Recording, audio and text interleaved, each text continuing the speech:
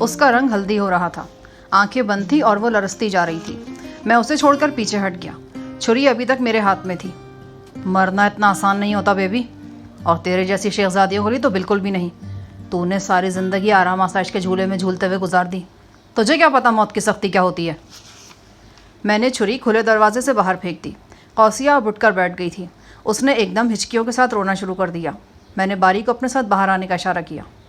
اس کے لیے اور کھانا بھجواؤ، میرا خیال ہے اب یہ کھائے گی۔ جی۔ باری نے اس بات میں سر ہلا دیا۔ سویرے باری سے ملاقات ہوئی تو میں نے پوچھا، ہاں بھوک ہڑتال ختم ہوئی یا نہیں؟ ہو گئی جناب، بلکہ بہت خوب ہوئی ہے۔ کیا مطلب؟ میں نے مزید کھانا بھجوایا تھا، وہ اس کے سامنے پڑا رہا لیکن اس نے کھایا نہیں، بس گھٹنوں میں منہ چھپا کر روتی رہی۔ قریباً 1 گھنٹہ اسی طرح گزر گیا تو میں ہمت کر کے اندر گیا۔ میں نے کہا، قوسیہ تمہاری دشمنی میرے ساتھ ہے، اپنے ساتھ تو دشمنی نہیں کرو، لیکن کھانا کھا لو۔ وہ آنسوؤں سے بھیگی ہوئی لال آنکھوں سے مجھے دیکھنے لگی۔ مجھے تھوڑی سی ہمت ہوئی۔ میں نے کھانے کی ٹرے میز پر رکھی اور میز اس کے سامنے کھسکا دی۔ اس کے لیے پلیٹ میں چاول نکالے اور سالن ڈالا۔ میں نے چمچ پکڑا تو اس نے پکڑ لیا۔ اگر میں غلط نہیں ہوں جناب تو اس میں خاصی تبدیلی نظر آ رہی ہے۔ بہرحال ابھی بھی بہت کچھ کرنا باقی ہے، تمہیں محتاط رہنے کی بھی ضرورت ہے۔ تمہارا اس کی طرف زیادہ جھکاؤ نہیں ہونا چاہیے، آخر تم اس کے شوہر ہو۔ تمہارے ساتھ جو کچھ ہوا یا قوسیہ نے جو کچھ کرایا، اس کے لیے قوسیہ معافی بھی مانگے گی تو یہ ایک معمولی سی بات ہوگی۔ میں اس حقیقت کو سمجھتا ہوں جناب۔ یہ لو، یہ ایک اور کیسٹ ہے، اسے بھی پہلے کی طرح اپنے سالے جی کی طرف پارسل کر دو۔ میں نے ایک کیسٹ اس کی جانب بڑھاتے ہوئے کہا۔ باری میں اتنی ہمت نہیں تھی کہ مجھ سے اس کیسٹ کے بارے میں پوچھتا کہ اس میں کیا ہے۔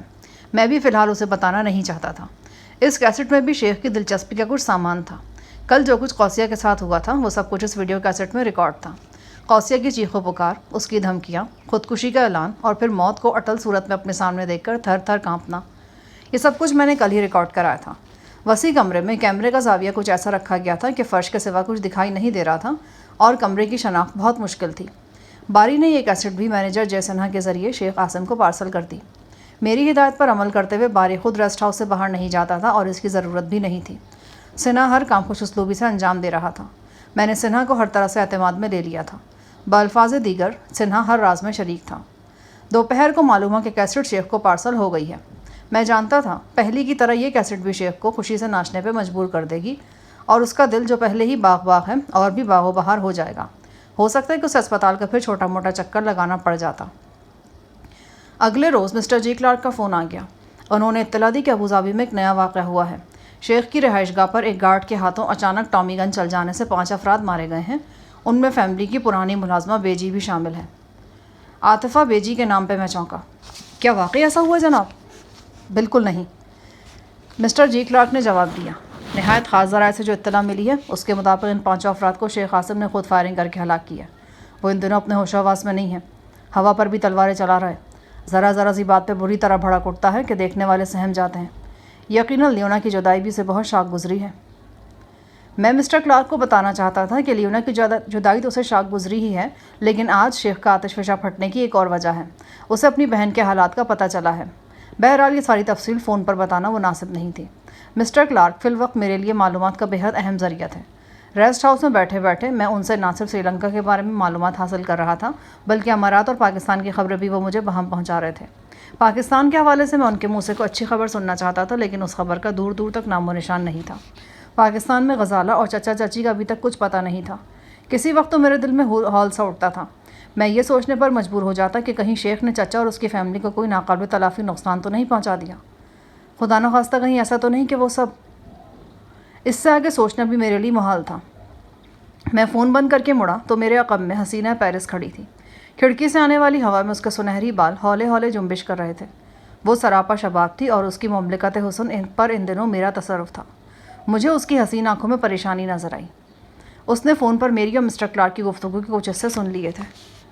وہ اداسی سے بولی، جہان وہی ہو رہا ہے نا جس کا خدشہ تھا؟ عاصم غصے سے دیوانہ ہو گیا ہے۔ میں یہاں بیٹھ کر اندازہ لگا سکتی ہوں کہ اس کے تیور اور ارادے کتنے خطرناک ہوں گے۔ مجھے تو کسی وقت خوف آنے لگتا ہے۔ اگر وہ خدا نہ خواستہ مجھ تک پہنچ گیا نا تو میرے ساتھ بہت برا سلوک کرے گا جہان۔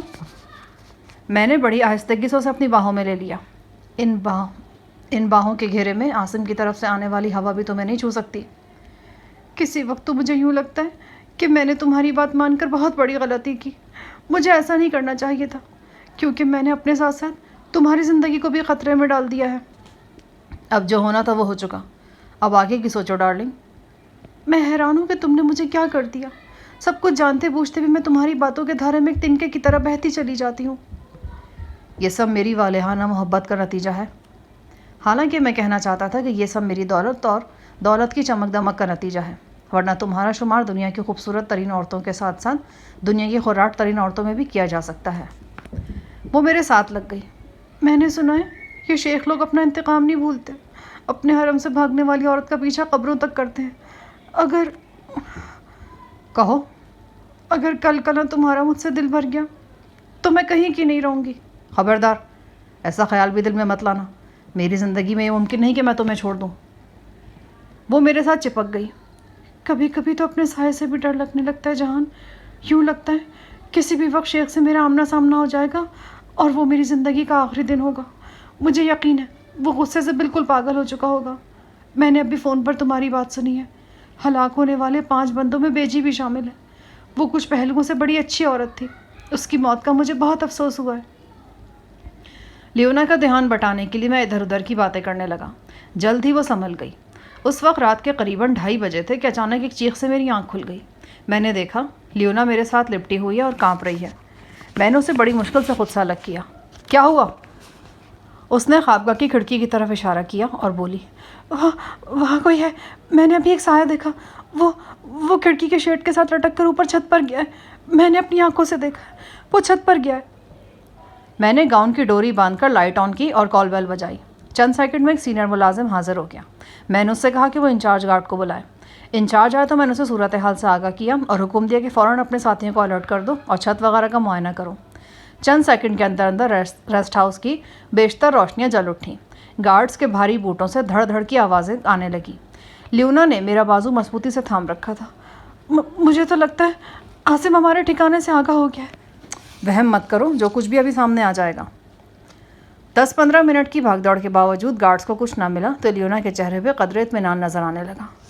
وہ بال سمیٹتے ہوئے بولی، جو کچھ بھی ہے جہان، تمہیں یہاں کی سیکیورٹی بہتر بنانی ہوگی.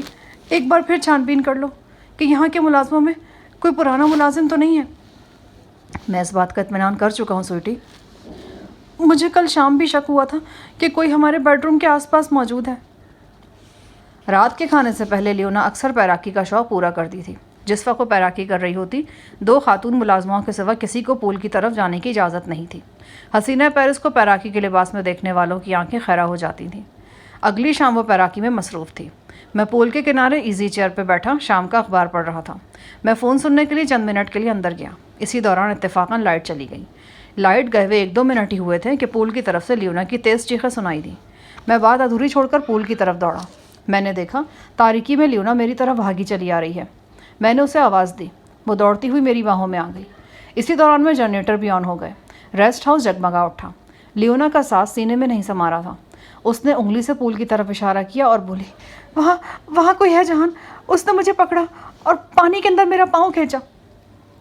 ایک ملازمہ نے لیونا کے جسم پر تولیہ ڈالا اور لیونا کو اندر لے گئی. ہم بھاگتے ہوئے پول تک پہنچے. پول اب روشنی میں جگمگا رہا تھا. گارڈز نے چند سیکنڈ کے اندر پول کو گھیرے میں لے لیا. پول کے اندر انسان تک وجہ کوئی تنکا تک دکھائی نہیں دے رہا تھا. مینیجر سنہا کے اشارے پر گارڈز نے پول کے ارد گرد کی پھولدار جھاڑیوں اور باڑوں کی اچھی طرح تلاشی لی. حسب توقع کچھ نہیں ملا. اس کے بعد اگلے 3 روز میں کم از کم 2 واقعات مزید ایسے ہوئے جن میں لیونا کو شدید خوف کا شکار ہونا پڑا. ایک واقعے میں لیونا کو اپنے باتھ روم کی چھت پر کسی کے کودنے کی آواز آئی. دوسرے واقعے میں خاتون ملازمہ کے سر پر کسی نامعلوم شخص نے اس وقت ڈنڈا مارا جب وہ لیونا کے لیے بیڈ ٹی لے کر جا رہی تھی. ملازمہ تیورا کر گر پڑی اور چائے کے برتن ٹوٹ گئے. لیونا بڑی ہوشیار اور جہاندیدہ لڑکی تھی، لیکن پے در پہ واقعات نے اسے جیسے بوکھلا کے رکھ دیا تھا. شام کی چائے پر میں اس سے ہلکی پھلکی گفتگو کرتا رہا تاکہ اس کا بیجا خوف دور ہو جائے. میں نے مذاق کے لہجے میں کہا، یہ عاصم وغیرہ کا چکر نہیں لگتا؟ مجھے تو لگتا ہے تم پر وہم کا حملہ ہو گیا ہے. شاید تم نے دبئی میں جس سائیں صاحب کا مذاق اڑایا تھا نا، اسی نے تم پر کچھ پھونک دیا ہے. وہ چونک کر بولی، تم نے یہ بات مذاق میں کہی ہے، لیکن مجھے سچ مچ ایسا ہی لگ رہا ہے کہ کسی نے میرے دماغ کو کچھ کر دیا ہے. پتہ نہیں ایسا کیوں ہو رہا ہے میرے ساتھ. بس تو پھر ٹھیک ہے. میرے خیال میں 2-4 دن میں سائیں صاحب پہنچنے والے ہیں یہاں پر. وہ آئیں تو ان سے معافی مانگ لینا. बस ठीक है, आप सब कुछ साईं साहब के खाते में डालकर बेफिक्र होकर बैठ जाएं। यहाँ कोई खामोशी से मेरा ही आपका गला काट जाएगा। स्वीट हार्ट, आज दोपहर को तुमने खुद देख लिया है, यहाँ की सिक्योरिटी में कहीं ज़रा सी भी कमी नहीं है। फ़िलहाल तो मेरी अपनी समझ में भी नहीं आ रहा कि ये क्या चक्कर है। शुरू में मैंने लियोना के वायवेले को उसका वहम ख्याल किया था। मेरे अंदाजे के मुताबिक वो शेख से बुरी तरह खौफजदा थी और उसे अपनी बेवफाई का एहसास डर बनकर उसके अंदर बैठ गया था। लेकिन लियोना की ज़ाती मुलाजमा के सर पे चोट लगने के बाद मैं भी थोड़ा सा चौंका और मुझे महसूस हुआ कि वाकई कोई गड़बड़ मौजूद है। अगला दिन बड़ा चमकीला और खुशगवार था। रात की बारिश के बाद नरम धूप निकली थी। इस धूप में नारियल, ताड़ और पाम के दरख्त चमक रहे थे और हर तरह की हरियाली में से भीनी भीनी खुशबू उठ रही थी। कभी मैं ऐसे मनाज़र से लुत्फ़अंदोज़ हुआ करता था, मगर अब यूँ लगता था कि मैं हर किस्म की खूबसूरती से, जिसमें लियोना भी शामिल थी, बहुत दूर चला गया हूँ। मेरे इर्द गिर्द हुस्न मुख्तलिफ़ शक्लों में मौजूद था, लेकिन मेरे अंदर आग रोशन थी। मैं टहलता हुआ उस कमरे की तरफ चला गया जहाँ कौसिया रिहाइश पज़ीर थे। कौसिया वाला मामला काफ़ी अच्छा जा रहा था। वो ना सिर्फ खाना खाने लगी थी, बल्कि किसी वक्त बारी से थोड़ी बहुत बात भी कर लेती थी। यूँ लगता था कि गुरूर और हठधर्मी की इंतहा को छूने के बाद उसे अपनी हकीकत का एहसास हुआ है और उसका रवैया तब्दील हो रहा है। अभी मैं कौसे के कमरे तक नहीं पहुंचा था कि रेस्ट हाउस के मेन गेट की तरफ हलचल नजर आई। गार्ड्स किसी शख्स से उलझ रहे थे। अचानक मुझे चढ़ते सूरज की रोशनी में नेज़े की चमकती हुई अन्नी नजर आई। मैं ठिठक गया और मेन गेट की तरफ बढ़ा। मेरा अंदाज़ा दुरुस्त निकला, वो साईं आली ही था। अभी कल ही मैं लियोना से उसके बारे में बात कर रहा था और आज वो बलाए नागाहनी की तरह आंधम का था। वो हस्बे साबिक जंगली लिबास में था। फ़र्क सिर्फ ये था कि जब वो दुबई के एम ए विलास में नमूदार हुआ तो उसने सतरपोशी के लिए केले के पत्ते इस्तेमाल किए थे। आज उसने कपड़े का जांघिया पहन रखा था। उसने सर पे अफ्रीकियों की तरह मुर्गी के पर अड़से हुए थे और चेहरे पर सफ़ेद पेंट से धारियां बना रखी थीं। वो फर अंग्रेज़ी बोल रहा था और पहरेदारों से उलझ रहा था। वो उन्हें बता रहा था कि वो कोई मामूली शख्स नहीं है, अफ्रीका के एक मुल्क का हुक्मरान है और मशरक़ वस्ती और जनूबी एशिया के सरकारी दौरे पर निकला हुआ है। अमारात के बाद वो श्रीलंका आया है और इसके बाद कई दूसरे मुल्कों का दौरा करने का उसका इरादा है और उसने ऐसा करना भी है। मुझे देखकर गार्ड्स पीछे हट गए। साईं मुझसे मुखातिब हुआ और फनकार कर बोला, शफ़ी मोहम्मद, तुमने मुझे सख्त मायूस किया। अमारात में तुम्हारी वजह से मेरे साथ जो कुछ हुआ उसने मेरा बेड़ा गर्क कर दिया। मैं तुम्हें बता नहीं सकता कि मेरी कितनी बेइज्जती हुई है। क्या हुआ तुम्हारे साथ? मेरे साथ 14 जिन्नात का वफ्द भी आया हुआ था। उनमें मेरी काबीना के वज़ीर भी थे। वज़ीरों के क़यामत आम का ठीक बंदोबस्त चूँकि नहीं था, इसलिए वो मेरे ख़िलाफ़ हो गए। उनमें एक फॉरवर्ड ब्लॉक बन गया। वज़ीर तिजारत समेत 5 वज़ीर फ़ौरन उड़कर अफ्रीका पहुँच गए और उन्होंने मेरे ख़िलाफ़ शदीद किस्म के इल्ज़ामात की बौछार कर दी। एक सहाफ़ी जिन भी चूँकि अपनी बेगम के लिए अच्छी शॉपिंग करने का मौका नहीं पा सका, लिहाजा वो भी फॉरवर्ड ब्लॉक के हक़ में ज़ोर शोर से बोलने लगा। इस सारे हंगामे का नतीजा ये निकला कि कल मेरी हुकूमत का तख्ता उलट गया और अब मैं एक माज़ूल हुक्मरान की सूरत में यहाँ तुम्हारे पास मौजूद हूँ। मुझे और मेरे वफ़ादार 3 वज़ीरों को यहाँ सियासी पनाह की ज़रूरत है। ठीक है, हम तुम्हें पनाह दे देते हैं। अंदर आओ और हाथ मुँह धोकर नाश्ता कर लो। ये काम इतना आसान नहीं बच्चे, अच्छी तरह सोच समझ लो। तुम्हारे मुल्क के ताल्लुकात मेरे मुल्क से सख्त ख़राब हो सकते हैं। ज़ाहिर है यहाँ बैठकर हमने सियासी बयान भी देने होंगे, सियासी चालें भी चलनी हैं। और फिर एक मसला और भी है, वज़ीर ख़ारजा भी मेरे साथ है। अक्सर मुल्कों के वज़रा ख़ारजा की तरह मौसूफ़ भी ज़रा रंगीन तबीयत का मालिक है। उसके लिए रोज़ाना कम अज़ कम 600 गैलन शराब दरकार होगी। दीगर लवाज़मात भी ज़रूरी हैं। अच्छा, तुम अंदर तो आओ, मैंने दांत पीसते हुए कहा। साईं अंदर आ गया। वो बड़ी शान से ज़मीन पर नेज़र टेक कर चल रहा था। जब वो मेरे पास से गुज़रा और आगे गया और मेरी निगाह उसकी पुश्त पर पड़ी तो मैं दंग रह गया। उसके जांघे में पुश्त पर एक काफ़ी बड़ा सुराख था, जिसकी वजह से वो उरियाँ हो रहा था। पहरेदारों के लिए अपनी हंसी रोकना मुश्किल हो गया। साईं के एक हाथ में छोटा सा अखबार था। अखबार पर नारियल के तेल में तले हुए मछली के पकौड़े थे। साईं मुँह झुका कर बकरी की तरह पकौड़े भी खाता जा रहा था। ज़िंदगी में शायद पहली दफ़ा मैंने उसे कोई ढंग की शय खाते देखा था। अखबार पर मेरी नज़र पड़ी और मैं बुरी तरह चौंक गया। ये ताज़ा अखबार नहीं था। इस अखबार की वजह से मुझे एक अहम सवाल का जवाब मिल गया। मैंने मैनेजर सिन्हा से कहा कि वो साईं साहब को बालाई मंजिल के कमरे में पहुंचा दे। साईं का जांघिया देख कर सिन्हा को भी हंसी रोकना दुश्वार हो रहा था। कुछ देर बाद मैं कमरे में पहुंचा तो लियोना बड़ी हैरान नज़र आ रही थी। देखो जहान, कितनी अजीब बात है, हम कल ही सेंट, वो साईं को कह रही थी, की बात कर रहे थे और सेंट यहाँ मौजूद है। क्या वाकई ये किसी रूहानी ताकत का मालिक है? भाई, ये एक ऐसा मोहम्मद जो मैं ख़ुद भी पूरी तरह नहीं समझ सका। پتہ نہیں کیوں میرا دل کہہ رہا ہے کہ اس سے معذرت کر لوں. میں نے دبئی میں اسے غصے سے پاگل کہہ دیا تھا. آج کل مجھے ایسے لگ رہا ہے جیسے میں خود پاگل پن کا شکار ہو رہی ہوں. ہر وقت دھڑکا لگا رہتا ہے. اگر تم سمجھتی ہو کہ تم ایسا کرنے سے سکون ملے گا تو ضرور کرو، لیکن ایک بات یاد رکھنا، تمہاری معذرت قبول کرنے کے لیے سائیں کوئی بھی شرط عائد کر سکتا ہے. کیا مطلب؟ نہیں، کوئی ایسی ویسی شرط نہیں. سائیں بالکل تنہا زندگی گزارتا ہے. عورت اس کے لیے بالکل بے معنی ہے، جتنا کسی جلتے ہوئے صحرا میں کسی کے لیے اوور کوٹ بے معنی ہو سکتا ہے. تھوڑی دیر بعد لیونا سائیں سے ملنے کے لیے چلی گئی. واپس آئی تو اس سے کافی متاثر نظر آ رہی تھی. جہان، سینٹ تو واقعی بہت پہنچی ہوئی چیز ہے. مجھے ایسی باتوں پر بالکل یقین نہیں تھا، اور نہ اب ہے. لیکن سینٹ جی نے مجھے ششدر کر دیا. پچھلے 3-4 دن میں میرے ساتھ جو کچھ ہوتا رہا، اس میں سے کئی باتیں سینٹ نے مجھے بتائیں. وہ اشاروں کے نام میں بات کرتا ہے، لیکن بات فوراً سمجھ آ جاتی ہے. میں دل ہی دل میں مسکرائے بغیر نہ رہ سکا. سائیں کو سب پتا تھا کہ پچھلے 4-5 دن میں حسینہ پیرس کے ساتھ یہاں کیا ہوتا رہا ہے. اس کی وجہ یہ تھی کہ یہ سب کچھ سائیں علی نے ہی کیا تھا. ابھی کچھ دیر پہلے میں نے سائیں کو مچھلی کے پکوڑے کھاتے دیکھا تھا. وہ جس اخبار میں پکوڑے نوش کر رہا تھا وہ 3 روز پرانا تھا. یہ اخبار میں نے بھی پڑھا تھا اور اس میں امارات کے حوالے سے شائع ہونے والی خبر پر بال پوائنٹ سے نشان لگایا تھا. یہ وہی نشان والا اخبار تھا اور سائیں نے ریسٹ ہاؤس سے حاصل کیا تھا. اس اخبار کو دیکھنے کے بعد مجھے شک گزرا کہ سائیں آج ہی ریسٹ ہاؤس میں وارد نہیں ہوا، بلکہ پچھلے 3-4 دن سے یہاں موجود ہے. اس کے فوراً بعد میں نے ریسٹ ہاؤس کے مینیجر سنہا کو بلا کر اکیلے میں اس سے پوچھ گچھ کی. وہ تھر تھر کانپنے لگا. پھر اس نے سب کچھ صاف صاف بتا دیا. اس نے مجھے بتایا کہ سائیں پچھلے 5 دن سے یہاں موجود ہے. سنہا لرزہ لہجے میں بولا، میں سائیں جی سے 1-2 مرتبہ پہلے بھی مل چکا ہوں. مجھے انڈیا کی فلم انڈسٹری دیکھنے کا جنون تھا، کیونکہ ہم یہاں سری لنکا میں اکثر انڈیا کی فلمیں دیکھا کرتے تھے.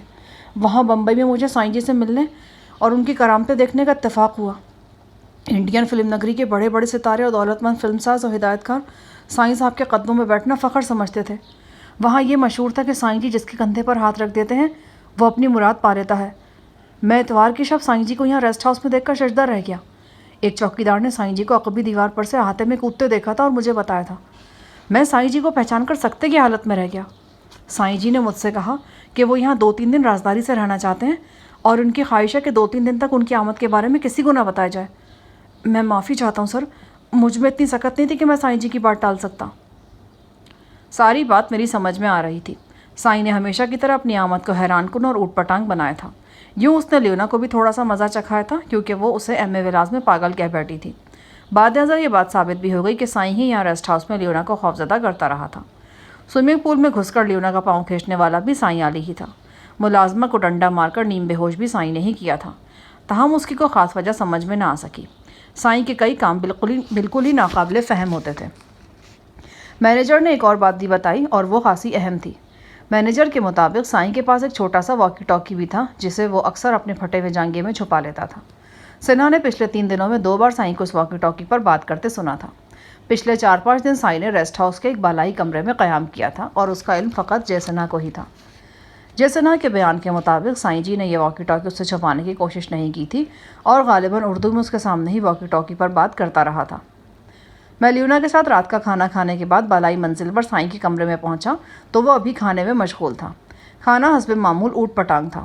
وہ پلاؤ اور کھیر کو آپس میں ملا کر کھا رہا تھا. اتفاقاً واکی ٹاکی بھی اس کے ہاتھ میں تھا اور وہ کھانے کے ساتھ ساتھ باتیں بھی کر رہا تھا. اس کی گفتگو انگریزی میں تھی، اردو میں تھی. پھر وہ انگریزی میں بات چیت کرنے لگا. وہ کسی مدن لال نامی مقامی شخص سے کہہ رہا تھا کہ وعدہ کرنے کے باوجود وہ اس سے ملنے کیوں نہیں آیا. مدن لال غالباً اپنی مصروفیت کا ذکر کر رہا تھا اور وعدہ خلافی پر سائیں سے معذرت خواہ تھا. بات کرنے کے بعد سائیں نے واکی ٹاکی بند کر کے اپنے جانگیے میں ڈال لیا. بس اس کا اینٹینا ہی جانگیے سے باہر تھا. سائیں چاہتا تو یہ اینٹینا بھی جانگیے کے اندر کر سکتا تھا، کیونکہ واکی ٹاکی کا سائز ماچس کی ڈبیا سے کچھ ہی بڑا تھا. لگتا تھا کہ اینٹینا جانگیے سے باہر رکھ کر وہ اسٹائل مارنے کی کوشش کر رہا ہے. یہ کس سے بات کر رہے تھے؟ حکومت ہاتھ سے نکل گئی، اب کچھ نہ کچھ تو کرنا ہی پڑے گا. حکمران جب جلا وطن ہوتے ہیں تو انہیں زندگی کی گاڑی چلانے کے لیے چھوٹا موٹا کاروبار کرنا ہی پڑتا ہے. سوچ رہا ہوں یہاں سری لنکا میں گاڑیوں کا بزنس شروع کر دوں. تمہارے پرانے یار شیخ قاسم کا یہاں کافی کاروبار ہے. ایک انٹرنیشنل کمپنی کے ساتھ مل کر اس نے یہاں سری لنکا میں چھوٹے سائز کی جیپ بنانے کا کام شروع کیا ہے. میرا خیال ہے اگر کوشش کی جائے تو وہ یہ چلا چلائے کام بیچ سکتا ہے، کیونکہ اسے اپنے کاروبار کے کچھ دوسرے شعبوں میں سرمایہ کی ضرورت ہے. میں فوراً سمجھ گیا کہ سائیں کی اس اوٹ پٹانگ بات کے پیچھے ایک سنجیدہ حقیقت موجود ہے۔ عین ممکن تھا کہ سائیں جی یہ سب کچھ جی کلارک کے مشورے سے ہی کر رہے ہوں۔ مسٹر کلارک کا بھی یہی خیال تھا کہ شیخ کو کاروباری طور پر نیچا دکھانے کے لیے ضروری ہے کہ سری لنکا میں اس کے منافع بخش یونٹ خریدے جائیں۔ شیخ کی یونٹ فروخت کرنے پر کسی طور آمادہ نہیں تھا، وہ صرف اپنے بیمار یونٹ فروخت کر رہا تھا اور اپنی ساری کاروباری قوت سری لنکا میں جمع کر کے یہاں سے کم بیک کرنے کی کوشش کر رہا تھا۔ تمہیں اس سلسلے میں کوئی کامیابی ہوئی ہے یا نہیں؟ میں نے سائیں سے پوچھا۔ ایک الو کے چرخے سے میری بات چل رہی ہے، اس کا نام مدن لال ہے۔ یہاں کولمبو کے مضافات میں شیخ کے بہت بڑے اسٹور ہیں، انہیں فرسٹ اسٹورز کہا جاتا ہے۔ مدن لال ان اسٹورز کا ہیڈ انچارج ہے اور پالیسی میکر بھی۔ مدن لال سے میری ملاقات طے تھی مگر وہ نہیں آ سکا۔ کوئی خاص وجہ؟ ہاں، چیپ کی مینوفیکچرنگ کینڈی میں بھی ہو رہی تھی۔ وہاں چونکہ پروڈکشن کا کام بند کر دیا گیا ہے، اس لیے وہاں کی ساری پروڈکشن اور خام مال بھی فرسٹ اسٹور میں آ رہا ہے۔ 500 کے قریب تیار شدہ جیپیں فرسٹ اسٹور میں منتقل کی جا چکی ہیں، اب خام مال سے بھرے ہوئے ٹرالر آ رہے ہیں۔ مدن لال نے کہا جو ہی اسے فرصت ملتی ہے وہ حاضر ہو جاتا ہے۔ میں 1-2 دن انتظار کروں گا، اگر وہ حاضر ہو گیا تو ٹھیک ہے، ورنہ کسی جن کو بھیج کر اسے اغوا کروا لوں گا۔ سائیں علی کی گفتگو نے میری سوچ کا رخ ایک نئی سمت میں موڑ دیا۔ میں شیخ کو سری لنکا میں دیکھنا چاہتا تھا۔ اسے سری لنکا بلانے کا ایک بڑا موزوں طریقہ میری سمجھ میں آ رہا تھا، لیکن اس طریقے پر عمل کرنے میں مجھے کوئی خاص جلدی نہیں تھی۔ پہلے میں دیکھنا چاہتا تھا کہ سائیں کیا کرتا ہے۔ میں نے سائیں سے ایک بار پھر سروج کے بارے میں پوچھنا چاہا۔ اس کے علاوہ میری خواہش تھی کہ وہ مجھے کالونی کے حالات کے متعلق کچھ بتائے۔ سائیں نے بس یہ کہہ کر بات لپیٹ دی کہ کالونی اور سروج بالکل دونوں ٹھیک ٹھاک ہیں۔ وہ گفتگو کا رخ موڑ کر قوسیہ کی طرف لے گیا، پوچھنے لگا، وہ مائی منڈا ٹھیک ہوا یا نہیں؟ اسے جلد سے جلد ٹھیک کرنا ہے، میں اس کی ماں سے وعدہ کر چکا ہوں۔ تم نے 2-2.5 مہینے کا ٹائم دیا تھا، ابھی تو 10-12 دن ہی ہوئے۔ میں نے تمہیں بتایا تھا نا کہ بیماری لمبی ہے، جاتے جاتے ہی جائے گی۔ شوہر کے ساتھ اس کے کافی اختلافات ہیں، میں کوشش کر رہا ہوں کہ وہ ایک دوسرے سے بات کرنے لگیں۔ بس یہ ساری تمہاری ذمہ داری ہے، اس معاملے میں کوئی گڑبڑ ہوئی نا تو اس کے لیے تمہیں ہی جواب دینا ہوگا۔ اس سے پہلے کہ میں مزید کچھ کہتا، سائیں نے وعلیکم السلام کہا اور ہوا میں اشارے کر کر کے کسی جن سے باتیں کرنے لگا۔ وہ کمال کا اداکار بھی تھا، لگتا تھا کہ سچ مچ اس کے سامنے کوئی چہرہ موجود ہے اور وہ اس سے ہم کلام ہے۔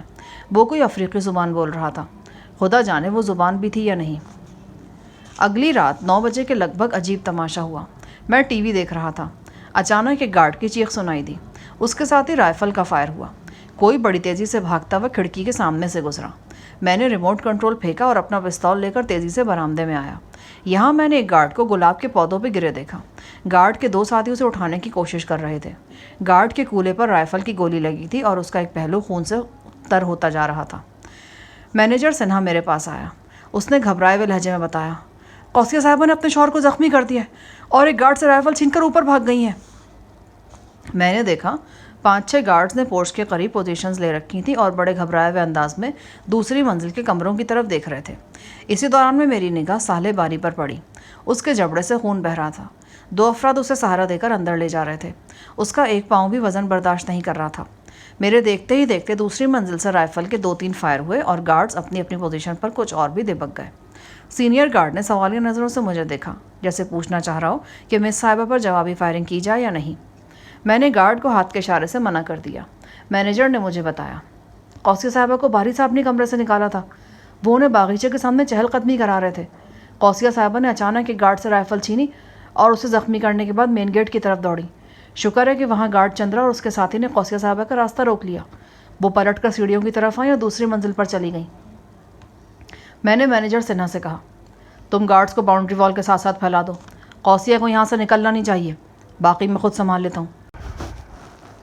لیکن جناب، اگر گولی چلانا پڑی تو؟ نہیں، گولی بالکل نہیں چلانی۔ اگر کوئی چارہ نہ رہے تو چھوٹے کیلیبر کی گولی سے ٹانگ وغیرہ زخمی کر دو۔ سنہا کو ہدایات دے کر میں کامن روم میں آ گیا۔ یہاں سے چھوٹے سائز کی قالین پوش سیڑھیاں بالائی منزل تک جاتی تھیں۔ یہ سیڑھیاں اسی کمرے کے سامنے ختم ہوتی تھی جہاں قوسیہ گھسی ہوئی تھی۔ میں نے ایک ستون کے پیچھے کھڑے ہو کر اسے پکارا تو وہ زور زور سے چیخنے لگی، خبردار، اگر کوئی میرے پاس آئے تو میں گولی سے چھل نہیں کر دوں گی اس کو۔ اس کی آواز میں دیوانگی کی جھلک تھی۔ لگتا تھا کہ اب وہ مرو یا مار دو پر عمل پیرا ہو گئی ہے۔ میں جانتا تھا کہ اگر وہ خدا نخواستہ ریسٹ ہاؤس سے باہر نکل گئی تو پھر اسے ڈھونڈنا آسان نہیں ہوگا۔ ایک تو رات تھی، دوسرے ریسٹ ہاؤس چاروں طرف سے گھنے درختوں اور ہریالی سے گھرا ہوا تھا۔ جب قوسیہ بلند آواز سے وائویلا کر رہی تھی، لیونا بھی وہاں پہنچ گئی۔ اس کا رنگ اڑا ہوا تھا۔ وہ بولی، مجھے پہلے ہی شبہ تھا جہان، یہ لڑکی بن رہی ہے اور موقع کی تلاش میں ہے۔ یہ کتے کی دم ہے، اتنی آسانی سے سیدھی ہونے والی نہیں ہے۔ میں نے لیونا کو موقع سے ہٹا دیا۔ مجھے اندیشہ تھا کہ قوسیہ مزید گولیاں نہ چلائے۔ بہرحال میں اندر سے بالکل مطمئن تھا۔ مجھے یقین تھا کہ قوسیہ پر قابو پانا زیادہ دشوار ثابت نہیں ہوگا۔ وہ بہت زیادہ مضبوط اور خطرناک لڑکی نہیں تھی۔ اس کا حوصلہ میں نے 4-5 دن پہلے ہی چیک کر لیا تھا۔ اس کی خودکشی کی دھمکیاں بالکل ٹھوس ثابت ہوئی تھیں۔ اب بھی وہ بڑھ کے تو مار رہی تھی، لیکن مجھے یقین تھا کہ وہ ایک حد سے آگے نہیں بڑھے گی۔ میں ستون کی آڑ میں رہا اور چند منٹ تک بات چیت کے ذریعے قوسیہ کو رائفل پھینکنے اور باہر آنے پر آمادہ کرتا رہا۔ وہ بدستور ہٹ دھرمی کا مظاہرہ کر رہی تھی۔ اس کا مطالبہ تھا کہ اسے یہاں سے باہر نکلنے دیا جائے۔ ظاہر ہے کہ یہ مطالبہ ماننا ہمارے لیے ممکن نہیں تھا۔ میں نے اس سے کہا کہ وہ کمرے میں بند ہے اور اس کے الفاظ میری سمجھ میں نہیں آ رہے۔ وہ مجھے اوپر آنے دے یا خود کمرے سے باہر نکل کر بات کرے۔ یہاں اس کا اناڑی پن کام دکھا گیا۔ وہ کمرے سے نکل آئی۔ غالباً اسے یقین تھا کہ ہم اس پر گولی چلانے کی ہمت نہیں کریں گے۔ وہ ایسی جگہ کھڑی تھی جہاں سے اسے اچانک دبوچا بھی نہیں جا سکتا تھا۔ وہ اپنی جگہ بالکل ٹھیک تھی، لیکن وہ ایک بات بھول رہی تھی۔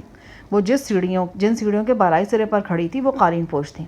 قریباً 3 فٹ چوڑائی کا ایک طویل قالین پوری سیڑھیوں پر بچھا ہوا تھا۔ وہ اس طویل قالین کے بالائی سرے پر کھڑی تھی۔ اس نے رائفل بڑی مضبوطی سے دونوں ہاتھوں میں تھام رکھی تھی اور بڑی نڈر دکھائی دینے کی کوشش کر رہی تھی۔ میں نے اسے اپنے دونوں خالی ہاتھ دکھاتے ہوئے کہا، دیکھو، میرے پاس کوئی ہتھیار نہیں ہے۔ اس نے قہرناک نظروں سے میرا جائزہ لیا اور تھوڑا سا مزید آگے آ گئی۔ اب وہ پوری طرح قالین پر تھی۔ میں نے اچانک نیچے جھک کر قالین کو ایک طوفانی جھٹکا دیا۔ قوسیہ کے حلق سے چیخ نکل گئی۔ میں نے اس کی رائفل کو ہوا میں اڑتے اور شیشے کی بڑی تپائی پہ گرتے دیکھا۔ قالین کے ساتھ ہی قوسیہ لڑکتی ہوئی عین میرے قدموں میں آن گری۔ گرتے کے ساتھ ہی وہ اٹھ کر بھاگی۔ میں نے پیچھے سے اس کے کالر پہ ہاتھ ڈالا اور الٹا کر ایک صوفے پر پھینک دیا۔ وہ مزاحمت پر آمادہ تھی۔ میں نے تھپڑوں سے اس کی تواضع کی۔ اسی اثنا میں گارڈز بھی دوڑتے ہوئے اندر پہنچ گئے۔ وہ میرے ہاتھوں سے نکلی جا رہی تھی۔ میں نے اسے 2-3 بار اٹھا کر صوفے پر پٹکا۔ اس کی مزاحمت قدرے کم ہو گئی۔ اس کے ناک منہ سے خون رسنے لگا۔ میں نے اسے بازوؤں سے پکڑا اور قالین پر گھسیٹتے ہوئے اس کے کمرے میں پہنچا دیا۔ اس کی آنکھیں حیرت سے پھٹی ہوئی تھیں۔ غالباً کئی دن یہاں گزارنے کے باوجود اسے اس بات کا یقین نہیں آ رہا تھا کہ عالی مرتبت شیخ عاصم کی بلند مقام ہمشیرہ سے کوئی اس قسم کا ناروا سلوک بھی کر سکتا ہے۔ میں نے ملازمین کو حکم دیتے ہوئے کہا، اے سی بند کر دو، صرف پنکھا چلتا رہنے دو، اس کا کھانا پینا بالکل بند۔ جب یہ مر جائے تو اس کی لاش نکال کر پچھواڑے کے ہاتھے میں دفن کر دو۔ اس کے ساتھ ہی میں نے دروازے کو تالا لگا کر چابی اپنی جیب میں منتقل کر لی۔ باری کی خبر گیری کرنے کے لیے میں اس کے کمرے میں پہنچا۔ اس کی پنڈلی پر قوسیہ نے بڑے زور سے رائفل کا بٹ مارا تھا۔ بعد ازاں اسے دھکا دے کر سیمنٹ کے گملوں پہ گرا دیا تھا۔ باری کے جبڑے پر گرنے سے ہی چوٹ آئی تھی۔ ایک گومڑ سا ابھر آیا تھا اور تھوڑی سی جلد بھی پھٹ گئی تھی۔ سنہا اس کے جبڑے پر برف سے ٹکور کر رہا تھا۔ باری، میں نے تمہیں بتایا بھی تھا کہ اس کی طرف سے محتاط رہو۔ بس جناب، غلطی ہو گئی۔ وہ مجھ پر یہی ظاہر کر رہی تھی کہ اس کا رویہ بدل گیا ہے۔ پرسوں سے مجھے کہہ رہی تھی کہ اس کمرے میں بند رہ کر اس کا دل گھبرا رہا ہے۔ میں نے کہا چلو تمہیں تھوڑی سی واک کرا دوں۔ کچھ غلطی گارڈ ڈیوڈ کی بھی تھی۔ وہ قوسیہ کو پھول دینے کے لیے اس کے بالکل قریب چلا آیا۔ قوسیہ نے جھپٹ کر رائفل چھینی اور اس کی ٹانگ میں گولی مار دی۔ پھر اس نے مجھے زخمی کیا اور گیٹ کی طرف بھاگی۔ گارڈ چندرا وغیرہ سے روکا تو وہ باہر والی سیڑھیاں چڑھ کر اوپر چلی گئی۔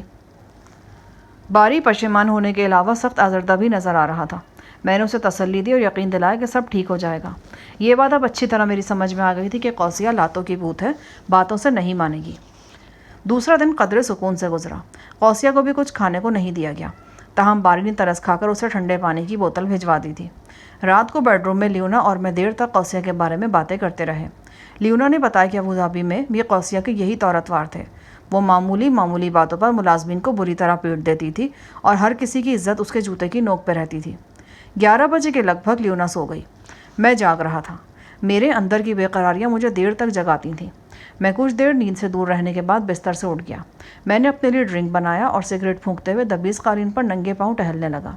رات کے سناٹے میں سارے غم ہاتھوں میں ہاتھ ڈالتے تھے اور ایک جتھے کی طرح دل و دماغ پر یورش کر دیتے تھے۔ اچانک میرے دل میں آئی کہ قوسیہ کے کمرے کا جائزہ لینا چاہیے۔ میں سلیپر پہن کر نکلا اور خاموشی سے اس کے کمرے کی طرف بڑھا۔ کوریڈور کے آخری سرے پر دروازہ بند تھا۔ میں دروازے کے قریب پہنچا تو باتوں کی مدھم آواز سنائی دی۔ آواز اتنی مدھم تھی کہ اگر رات کا سناٹا نہ ہوتا تو شاید یہ ہلکی سی بھنبھناہٹ بھی میرے کانوں تک نہ پہنچتی۔ میرے اندر تجسس بڑھ گیا۔ میں نے تھوڑا سا چکر کاٹا۔ سیڑھیوں کی طرف سے میں پہلے بالائی منزل پر گیا۔ وہاں سے اندرونی سیڑھیاں اتر کر قوسیہ والے کمرے کے بالکل سامنے پہنچا۔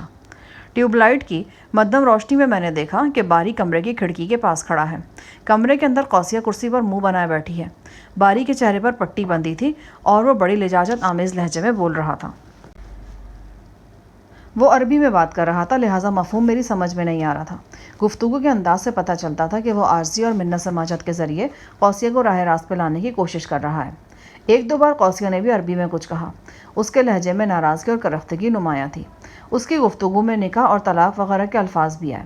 باری غالباً قوسیہ کو سمجھا رہا تھا کہ وہ اب بھی میاں بیوی ہیں اور اب بھی اسے بیوی کی حیثیت سے پانے کا شدید خواہش مند ہے وہ، جبکہ قوسیہ کہہ رہی تھی کہ سب کچھ ختم ہو چکا ہے۔ باری نے بتایا تھا کہ اس سے سادے کاغذات پر دستخط کرائے گئے تھے۔ عین ممکن تھا کہ ان دستخطوں کو بدترین طریقے سے استعمال کیا گیا ہو۔ بات کرتے کرتے ایک دم باری کی آواز بھرا گئی۔ اس پر رقت طاری ہو رہی تھی۔ وہ قوسیہ کے دل کی سختی کو دور کرنے کی اپنی سی پوری کوشش کر رہا تھا۔ اچانک ایک چنگھاڑ سنائی دی۔ میں نے دیکھا قوسیہ نے آہنی گرل کے خلا میں سے ہاتھ نکال کر ایک زور کا گھونسا باری کے منہ پہ دے مارا اور نفرت سے اس کی جانب تھوک دیا۔ پھر وہ چنگھاڑتی ہوئی پلٹی۔ اس نے کمرے کے اندر سے ایک لمبی سی چھڑی اٹھائی اور اسے گرل کے اندر سے گزار کر نیزے کی طرح باری کو ضرب لگانے کی کوشش کرنے لگی۔ میں جھپٹ کر آگے بڑھا اور چھڑی قوسیہ کے ہاتھ سے چھین لی۔ باری اپنا منہ دونوں ہاتھوں میں دبائے اکڑو بیٹھا تھا اور کرہا رہا تھا۔ میں نے دیکھا اس کے جبڑے سے خون پھر رسنا شروع ہو گیا تھا۔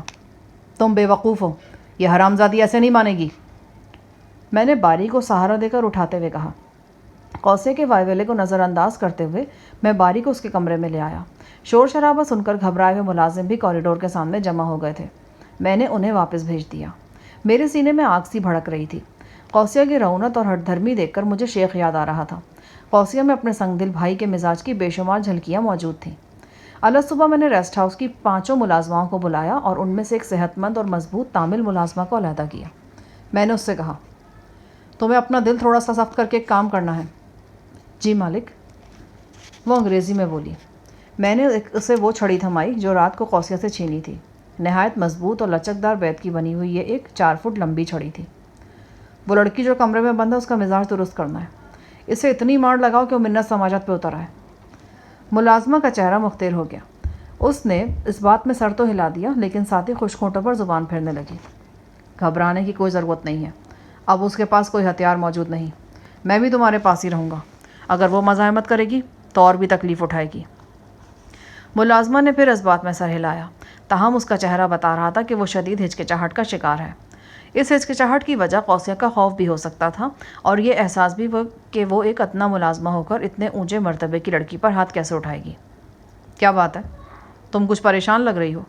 جی نہیں مالک، جو آپ کا حکم، وہ مرے مرے انداز میں بولی۔ اچانک ملازماؤں میں سے ایک عورت آگے بڑھی۔ وہ خود اعتمادی سے بولی، مالک اگر آپ کا حکم ہو تو میں یہ کام کروں گی۔ وہ بھی مضبوط جسم کی مالک، صحت مند تامل تھی۔ میں نے پوچھا تو پتہ چلا کہ یہ اسی گارڈ کی بیوی ہے جو پرسوں رات قوسیہ کے فائر سے زخمی ہوا ہے۔ ڈیوڈ نامی اس گارڈ کے کولہے پر گولی لگی تھی۔ وہ اسپتال میں تھا اور اندیشہ تھا کہ اگر وہ معذور نہ بھی ہوا تو اسے ایک طویل عرصے تک بستر پر رہنا ہوگا۔ 28-30 سالہ یہ للیتا نامی عورت ریسٹ ہاؤس کی سیکیورٹی میں بھی ہاتھ بٹاتی تھی۔ ریسٹ ہاؤس میں داخل ہونے والی کسی عورت کی تلاشی لینا مقصود ہوتی تو للیتا ہی یہ کام کرتی تھی۔ مجھے اس کی سنجیدہ آنکھوں میں دکھ اور طیش کا ایک ایسا امتزاج نظر آیا کہ میں سمجھ گیا کہ وہ یہ کام کر سکتی ہے۔ میں نے اسے اپنے ساتھ آنے کا اشارہ کیا اور چھڑی اس کے مضبوط چھڑی اس کے ہاتھوں میں تھما دی۔ کچھ ہی دیر بعد بددماغ قوسیہ اپنی زندگی کی سب سے بڑی حیرت سے دوچار ہو چکی تھی۔ اس حیرت میں بے پناہ تکلیف کا عنصر بھی شامل تھا۔ للیتا میری مرضی کے مطابق قوسیہ کو تسلی بخش مار لگا رہی تھی۔ قوسیہ نے پہلے تو للیتا کی بھرپور مزاحمت کرنے کی کوشش کی لیکن چند ہی سیکنڈ بعد وہ چھڑی کی بھرپور ضربے کھا کر گر پڑی۔ اب وہ قالین پر لوٹ رہی تھی اور بری طرح پٹ رہی تھی۔ جلدی اس کے حلق سے چیخیں نکلنے لگیں۔ وہ دونوں ہاتھ اٹھا کر اپنے جسم کو چھڑی کی بے رحم ضربوں سے بچانے کی کوشش کر رہی تھی لیکن ناکام ہو رہی تھی۔ کبھی وہ الٹی ہو جاتی لیکن جب پشت پہ ضربیں برداشت سے باہر ہو جاتی تو سیدھی ہو جاتی۔ للیتا نے 1-2 بار سواری نظروں سے میری طرف دیکھا جیسے پوچھ رہی ہو کہ بس کروں یا اب اس کی مزید چیخیں نکلواؤں۔ میرے دل میں سرکش شیخزادی کے لیے رحم کی کوئی رمق موجود نہیں تھی۔ میں نے للیتا کو اس کا کام جاری رکھنے کو کہا۔ 2-3 منٹ کے اندر قوسیہ نیم بے ہوش ہو گئی۔ اب اس کے حلق سے آواز بھی نہیں نکل رہی تھی کیونکہ چیخ چیخ کر اس کی آواز بیٹھ چکی تھی۔ یہ وہی امیر زادی تھی جو لیونا کے بقول ذرا ذرا سی بات پر اپنے خادمین کا حشر خراب کر دیتی تھی۔ آج وہ قالین پہ اوندھے منہ بے سود پڑی تھی۔ میں نے للیتا کو باہر آنے کا کہا اور دروازہ لاک کر دیا۔ دوپہر کو جب باری مرم پٹی کے لیے کولمبو گیا ہوا تھا اور میں لان میں بیٹھا سائیں کی خرمستیاں دیکھ رہا تھا، للیتا میرے پاس آئی۔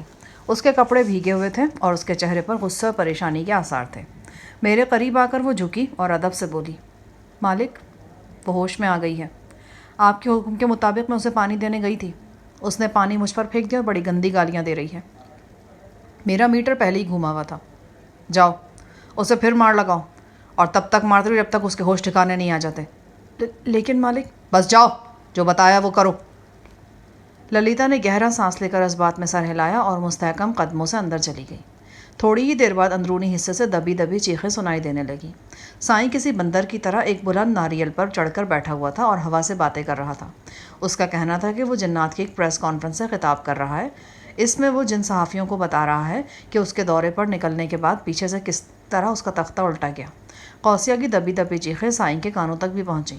وہ نادیدہ جنات کو مخاطب کر کے بولا، یہ سن رہے ہو نا تم لوگ؟ چیخوں کی آوازیں آ رہی ہیں۔ میرے بعد ملک میں تشدد کے واقعات شروع ہو گئے۔ لوگ ایک ایسی لڑکی کو مار رہے ہیں جو نئی حکومت کے حق میں نعرے لگا رہی تھی۔ کوئی بھی نئے آنے والوں کو پسند نہیں کر رہا۔ سارا ملک مجھے واپس لانے کے لیے دیوانہ ہو رہا ہے۔ عوام الناس کی نیندیں اڑ گئی ہیں، نہ کھاتے ہیں نہ پیتے ہیں، میرے غم میں سوکھ کر کانٹا ہو گئے ہیں۔ آپ صحافی جناتی قدروں کے علم بردار ہیں۔ آپ کا فرض ہے کہ پاکستان کے سارے اخباروں میں اس واقعے کے متعلق لکھیں۔ اس کے بعد وہ مجھ سے مخاطب ہو کر بولا، اس لڑکی کی چیخیں مجھے بہت اچھی لگ رہی ہیں۔ جو بھی میرا مخالف ہو، اس کی ایسی چیخیں نکلنی چاہیے۔ یہی اچھی جمہوریت کا اصول ہے۔ سائیں اشاروں میں اہم بات کہہ جاتا تھا۔ اس بات کا مطلب یہ بھی لیا جا سکتا تھا کہ میں جو کچھ قوسیہ کے حوالے سے کر رہا ہوں یہ ٹھیک ہے، اور سائیں اس سے مطمئن ہے۔ قوسیہ کی چیخیں سن کر ملازمین ہراساں نظر آ رہے تھے۔ ایک بوڑھا مالی درخواستی نظروں سے میری جانب دیکھ رہا تھا، جیسے خاموشی کی زبان میں کہہ رہا ہو، کافی ہو گئی ہے، اب للیتا کا ہاتھ رکوا دیں۔ پتہ نہیں کیا بات تھی، آج کل میں بالکل بے حس ہو رہا تھا۔ ایک نامحسوس سی کرختگی میرے اندر اتر گئی تھی، یا شاید یہ مانوس کرختگی تھی، وہی استاد جہانی کے روپ میں جو میرے اندر پھیل جایا کرتی تھی۔ کیا حالات مجھے پھر بتدریج استاد جہانی کے روپ میں ڈھال رہے تھے؟ یہ سوال کئی بار میرے ذہن میں ادھم مچا چکا تھا۔ وسکی کا آخری پیک لے کر میں اپنی جگہ سے اٹھا اور اندر قوسیہ والے کمرے میں پہنچ گیا۔ قوسیہ بے ہوش ہو چکی تھی۔ اس کی قمیض ایک دو جگہوں سے پھٹ گئی تھی اور وہاں اس کی دودھیا جلد پر سرخ نشان نظر آ رہے تھے۔ بہرحال میری ہدایت کے مطابق للیتا نے اسے مارتے ہوئے یہ دھیان رکھا تھا کہ اسے کوئی زخم وغیرہ نہ آ جائے۔ قوسیہ کے بے ہوش ہو جانے سے للیتا قدرے گھبرائی ہوئی دکھائی دے رہی تھی۔ وہ اس کے قریب بیٹھی تھی اور ٹھنڈے پانی کے چھینٹے اس کے چہرے پر مار رہی تھی۔ تھوڑی دیر بعد ہی قوسیہ کی آنکھوں میں جنبش نمودار ہوئی۔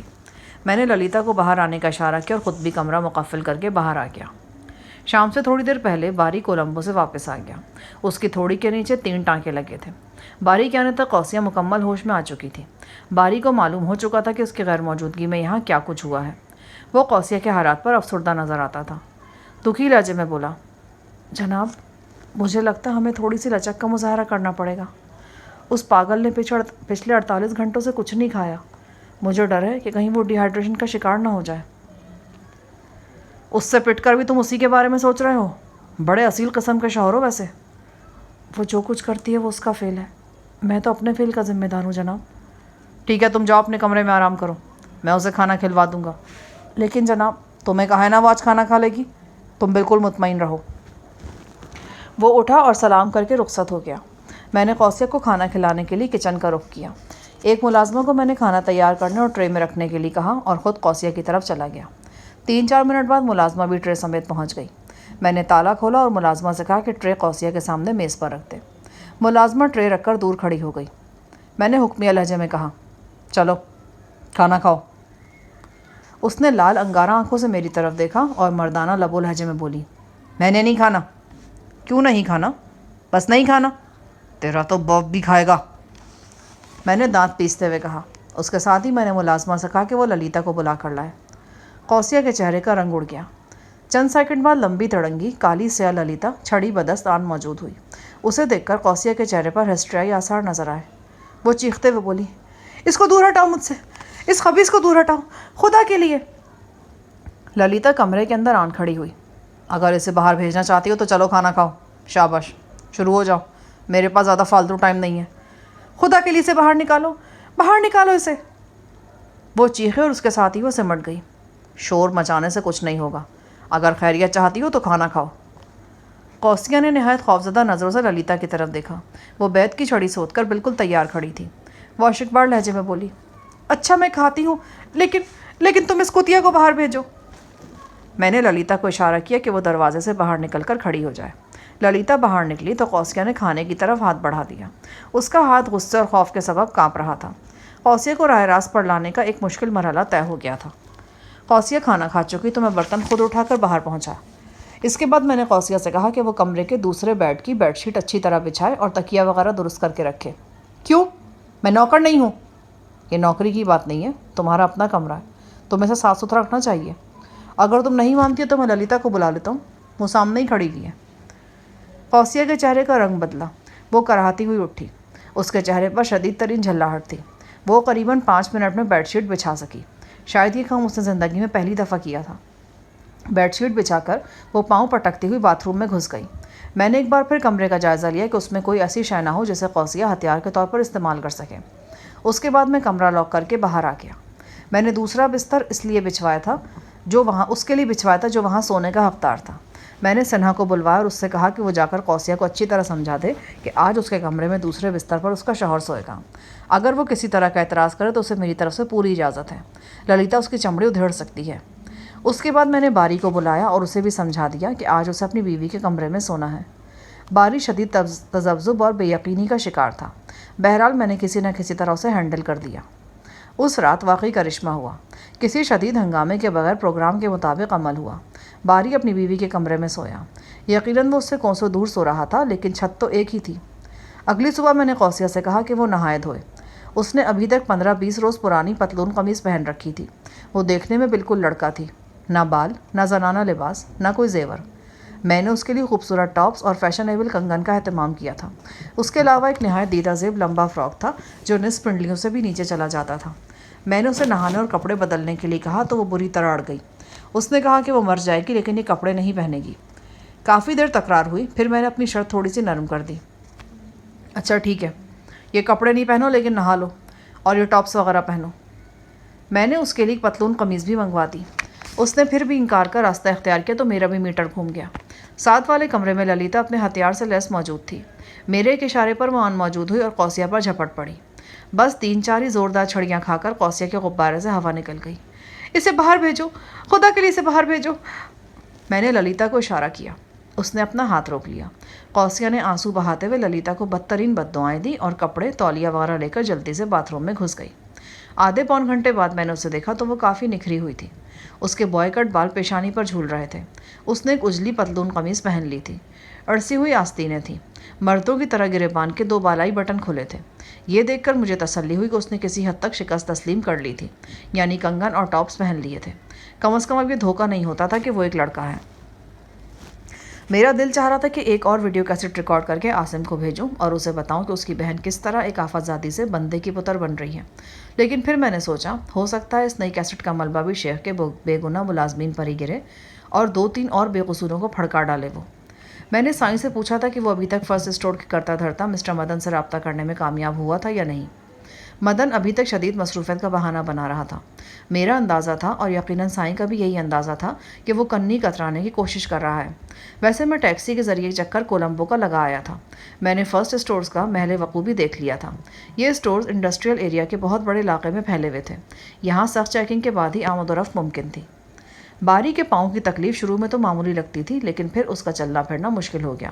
اس کی ہڈی میں معمولی سا بال تھا جس کی وجہ سے قدم اٹھانے میں دشواری ہوتی تھی. میں نے ناشتے کے بعد قوسیہ اور باری کے کمرے کا چکر لگایا. میں نے دیکھا باری نے اپنا پاؤں تامچینی کے برتن میں رکھا ہوا تھا اور اس پر نمک والے پانی سے ٹکور کر رہا تھا. اس کے چہرے پر اذیت کے آثار تھے کیونکہ سر جھکانے سے اس کے جبڑوں میں تکلیف ہوتی تھی. میں نے قوسیہ کا شانہ جھنجھوڑ کر اسے اٹھایا. اٹھ جاؤ بی بی, 10 بجنے والے ہیں. وہ منہ بسورتے ہوئے بولی, جاؤ, میں سونا چاہتی ہوں.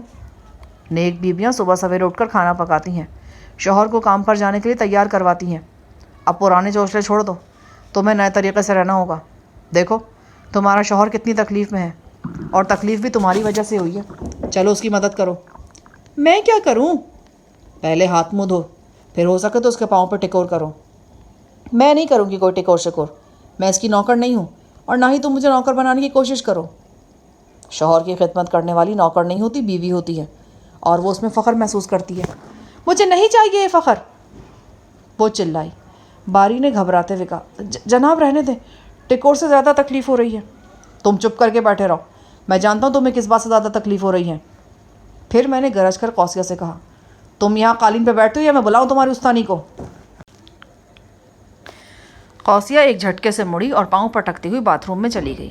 5 منٹ بعد وہ منہ ہاتھ دھو کر نکلی تو خود پر کافی حد تک قابو پا چکی تھی. اس نے اپنی اشک بار آنکھیں پوچھی اور خاموشی سے بیٹھ کر باری کے پاؤں پر گرم پانی سے ٹکور کرنے لگی. دیکھو کتنی اچھی لگ رہی ہو، پتہ چلتا ہے کہ دونوں میاں بیوی ہیں. اس نے ٹکور کرتے کرتے جھنجھلاہٹ سے باری کے پاؤں کو ہاتھ لگایا. اس کے ہونٹوں سے تکلیف کے سبب سسکاریں نکل گئی.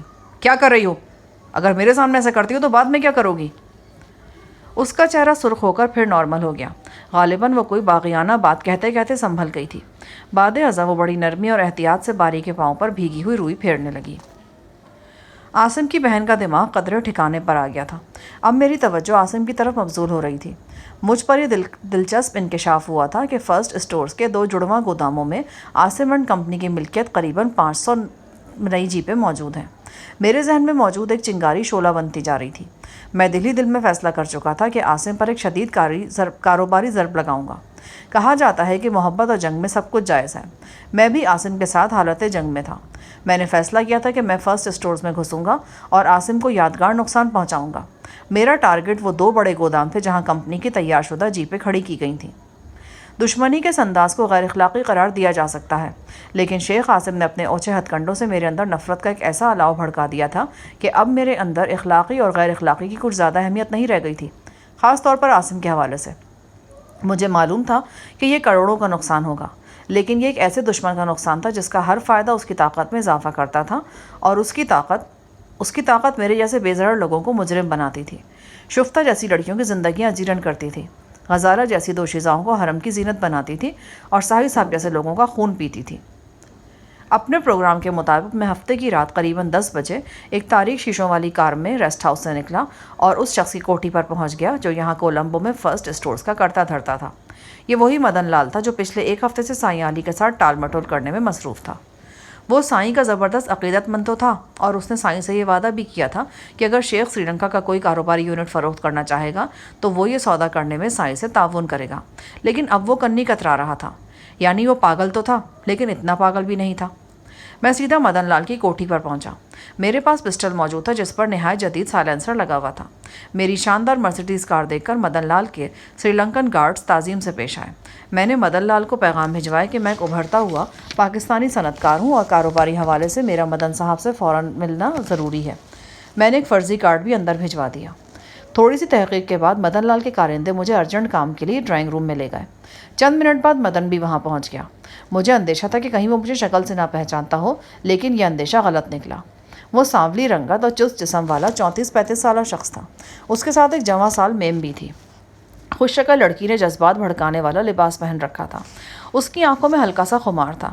لڑکی کو دیکھتے ہی مجھے اندازہ ہو گیا کہ وہ نہایت اونچے درجے کے گاہک پھانسنے والی سوسائٹی گرل ہے.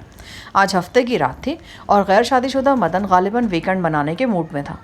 اسے اندازہ نہیں تھا کہ یہ ویکنڈ اس کے سر پر کیا قیامت توڑنے والا ہے. میرے دل کا موسم عجیب ہو رہا تھا.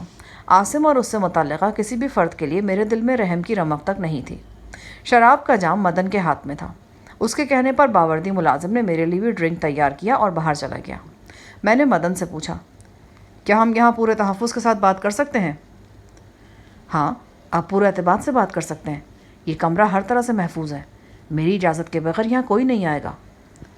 وہ میرے قیمتی لباس سے خاصا مروب نظر آ رہا تھا. میں نے سائلنسر لگا پسٹل نکالا تو مدن اور اس کی معشوقہ کی آنکھیں حیرت سے پھیل گئیں. مدن نے پہلے تو ایک دم اٹھنے کی کوشش کی، پھر پستول کا رخ اپنی طرف دیکھ کر جھاگ کی طرح بیٹھ گیا. کون ہو تم؟ میں تمہارا باپ ہوں.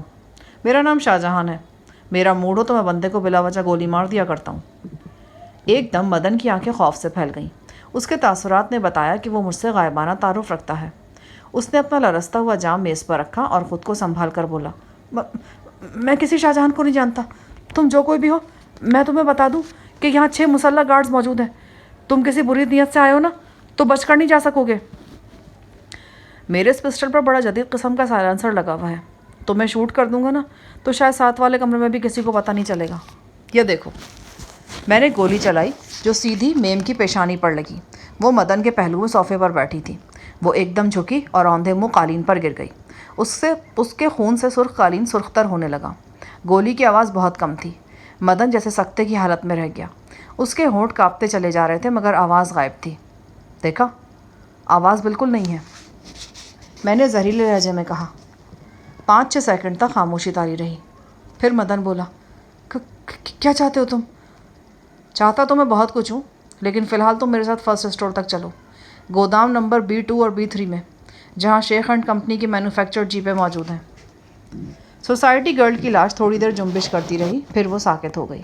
مدن نے ایک نہایت دہشت زدہ نظر لاش پر ڈالی اور اٹھ کھڑا ہوا. میں نے مدن کو نشانے پر رکھتے ہوئے پسٹل جیکٹ کی جیب میں ڈال لیا. ٹھیک 1 گھنٹے بعد ہم اسٹورز میں اس طرح داخل ہو رہے تھے کہ مدن لال اپنی ٹویوٹا جیپ ڈرائیو کر رہا تھا اور میں اس کے پہلو میں اس طرح بیٹھا تھا کہ پسٹل کی نال مدن کی طرف تھی. اسٹور کے اندر داخل ہوتے وقت میں نے کہا، میرا خیال ہے تم شاہجہان کو بہت اچھی طرح جانتے ہو اور اب اس کی کارکردگی بھی دیکھ چکے ہو. تمہاری بہتری اسی میں کہ کوئی چالاکی دکھانے کی کوشش مت کرنا. سیکیورٹی کے 1-2 مراحل سے گزر کر ہم B2 اور B3 گوداموں کے قریب پہنچ گئے.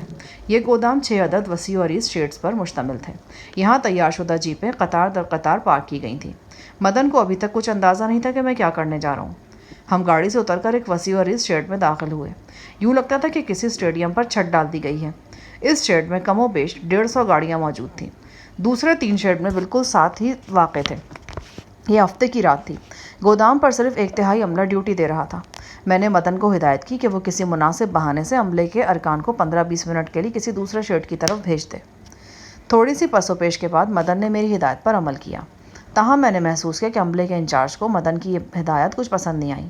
اس کے چہرے پر الجھن کے آثار تھے اور وہ میری طرف سے شک کا شکار بھی دکھائی دیتا تھا.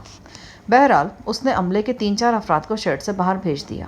میں اور مدن شیڈ کے آفس میں کھڑے تھے جب سفید فام برطانوی انچارج اندر آ گیا.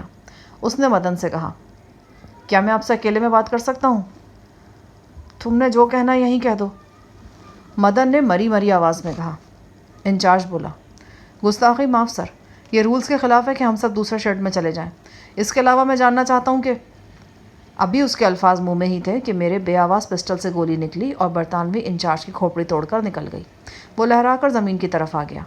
میں نے اسے ایک ہاتھ سے سنبھالا اور آہستگی سے فرش پہ لٹا دیا. گولی چلنے کی جو مدھم سی آواز ابھری تھی اس نے ایک بدقسمت پہرے دار کو اندر کھینچ لیا.